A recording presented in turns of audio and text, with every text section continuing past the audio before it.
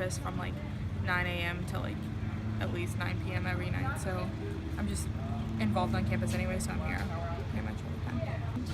Sometimes I hear about things and I'm like, I didn't know anything about that. I feel like I'm pretty well informed. I work at Student Life, so I kind of know when things are going on and what's happening. But I feel like maybe other commuters might not be as informed. In fact, when I first transferred here, there was a lot of like lack of communication. I felt very disconnected. I mean, I didn't like my student card wasn't even activated so I could print off stuff at the library, and that was really frustrating.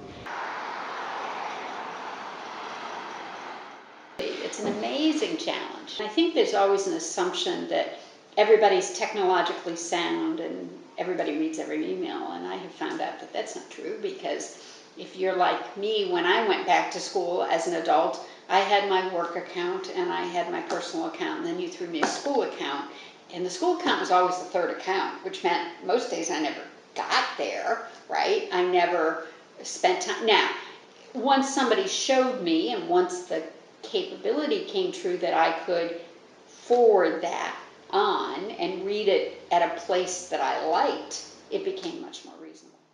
A lot of times I had to contact people myself to have them email me or put me on a list to be emailed. It was a little frustrating and disheartening because, you know, when you transfer, it's already hard enough. You're kind of jumping into this different culture, this different school.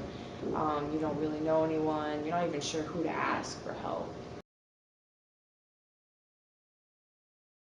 Number one, I would say go to orientation. Sign up for orientation. Get someone to show you around campus so you're at least acquainted with what's here. And during the orientations, the students or the person leading you will kind of tell you, you know, this is the office of this is kind of what they do. So at least you have some kind of exposure to what's available. We're making an effort, example, in orientation. Now we're saying, get out your phone. Here's our Facebook page. Like it. We had one of those moments where I'm talking to students and I'm like, I'm frustrated and nobody seems to be coming to any events, and how do we get the word out? And I understand everybody's busy, but what do we do? And everybody said, well, most people park in the parking lot.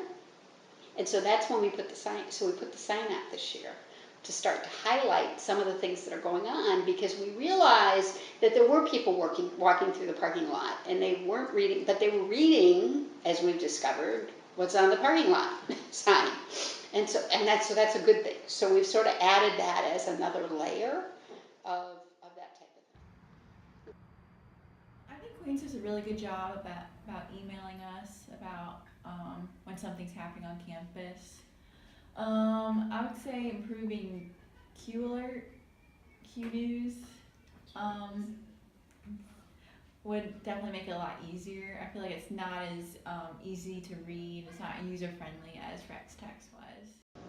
One thing that I did at CP, which I'm not sure if they have here for Hayward students, is a mentoring program to connect new students, whether they're transfer or freshmen, with students that are experienced and understand how to navigate in Queens and kind of coach and mentor that student. I think what they do now is good with the Q alerts when like there's an emergency, because I always get text messages and I always get phone calls. As far as emails, like with just like campus events, I think that they should go back to Rex Text because I hate the new Q News, and I never read anything on it.